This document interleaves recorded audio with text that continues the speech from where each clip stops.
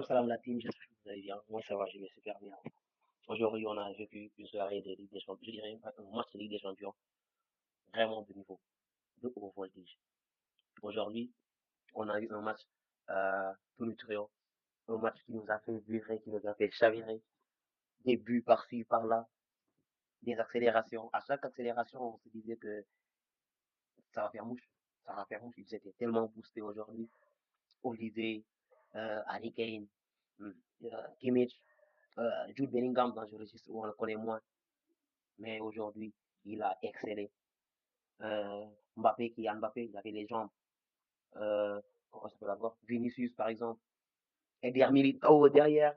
Non, mais attends. Ferland Mendy qui a fait 200 millions pour museler au mieux Olysée. Mais c'est Olysée. C'est Olysée. Forcément. On vient en début de première période. 37 secondes de jeu et Arda Güler est déjà là. Il est là et il devait montrer au monde entier qu'il mérite cette place. Qu'il mérite d'être titulaire dans cette équipe-là. Que c'est pas juste un outil de rechange. Voilà, ça devrait être l'outil principal de la voiture, le moteur principal de la voiture. Il nous l'a montré aujourd'hui. Et il a vraiment fait du mal. Il a vraiment fait du mal à ce milieu de terrain-là, du Bayern Munich. Mais jusqu'à temps après, une dizaine, je pense, une dizaine de minutes, à peine, Pavlovic marque de la tête. De la tête. Je dirais Lunin. Ouais, grosse début de Lunin. Mais bon, c'était pas le match des gardiens aujourd'hui. Surtout sur la première mi-temps, sur la première période. On a vu, pardon, Neuer qui s'est pas géré. C'est Neuer qui amène le but du score de la part du Real Madrid. Aujourd'hui, Neuer ne se gère pas, Lunin ne se gère pas. Lunin, il ne se gère pas. On ne sait pas qu'est-ce qu'il a voulu faire. Sort, prendre le ballon, mais normalement. Pourquoi? Pourquoi tu vas te mettre près de ton deuxième, du deuxième poteau? Pourquoi? Pourquoi faire? Pour ensuite faire une course. Franchement, personne n'a compris. Moi, j'ai pas compris, j'ai rien compris. Mais bon, je ne sens pas la préambule parce que aujourd'hui, mais il n'est pas le seul fautif. Eduardo Camavinga, on va en parler après. On a eu un beau match. Un beau match. On s'y attend. Un match qu'on attendait, franchement. Qu'on attendait. Parce qu'on était un peu resté sur notre fin lors du premier match de 1. D'accord, c'était un match cool, mais bon. Il n'y avait pas trop de buts. Il n'y avait pas beaucoup de buts. Et nous, on aime les buts, on aime les célébrations. 2-1. Tac, tac, tac, tac, tac. Le Bayern a la possession du ballon, mais je pense que c'était voulu. Possession du ballon de la part du Bayern. Pression intense devant les buts de l'Union. Récupération haute de la part je sais pas comment il encore, Upamecano, qui a aujourd'hui géré Vinicius. Quand il s'agissait de Upamecano, Vinicius ne passait pas. On a tous vu, il ne passait pas. Même s'il passait, Upamecano revenait. Mais quand il s'agissait de l'attentat, bon, il faisait son erreur, les gars. Ou le condamne l'erreur, il était chaud. Il était chaud, il les a envoyés par Pavlovic. Ils ont tous eu à, à en goûter. Voilà, mais bon, aujourd'hui, le boss, le boss ultime avec Upamecano dans cette défense.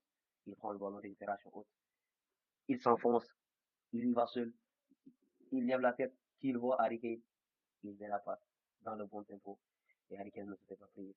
But 2-2. On se dit que la première mi-temps est terminée, c'est normalement à la 42e minute. Vinicius pour Mbappé. 3-2, mi-temps. On revient, ça va un peu le jeu est un peu équilibré, des occasions par-ci, par-là. Et Néa qui se réveille. Lui qui s'était aussi réveillé avant la fin de la première période, qui commence à faire des arrêts. Et là, tout à coup, l'entrée en jeu de Eduardo Camavinga. Il entre en jeu. Il faut coûte coûte être impliqué. Mais il n'est pas là. Ça fait un bout de temps qu'Eduardo Camavinga n'est plus là. Psychologiquement, on le sent. On sent qu'il n'est pas là. Aujourd'hui, la preuve, il entre en jeu dans un match où, normalement c'était son match, parce que défensivement, il est beaucoup trop fort. D'habitude, franchement, c'est un globe trotteur, les gars. Mais, aujourd'hui, il n'a pas ses pleins potentiels, surtout psychologiquement, et ça se voit. Dès qu'il entre, faute, carton jaune. Mais le deuxième carton, c'est bête, frérot. Ça se pardonne pas, c'est bête. Tu sais très clairement que tu as un carton jaune. Et quand il faut parler de texte, d'accord, il y a les textes, il y a la compréhension de l'arbitre et tout, d'accord. Mais frérot, qu'on se dise la vérité. Si les textes s'appliquent à toi, c'est un deuxième carton jaune. Tu fais déjà faute. L'arbitre ne te donne pas de carton. Frérot, mais vas-y, laisse le ballon et vas-y. Mais tu prends le ballon de ta main et tu marches avec. Pourquoi faire? Carton rouge, tu coûtes la qualification à ton équipe. C'est dur de le dire comme ça, mais c'est vrai. Kamavinga, c'est un joueur que j'apprécie beaucoup. Et énormément même. Je suis un fervent défenseur de Kamavinga. Mais aujourd'hui, il a merdé. Aujourd'hui, il a... Oh, c'est autre chose. Après, Olivier, avant Olivier même, il y a Luis Diaz qui marque. Et après Luis Diaz, Olivier vient pour finir le bal en beauté. Malheureusement pour le Real, ils ne seront pas du dernier carré des champions cette année. Du coup, Real Madrid, supporter l'Atlético Madrid. Vaut mieux supporter l'Atlético et prier qu'il qu'il aille en finale. Voilà, c'est ça.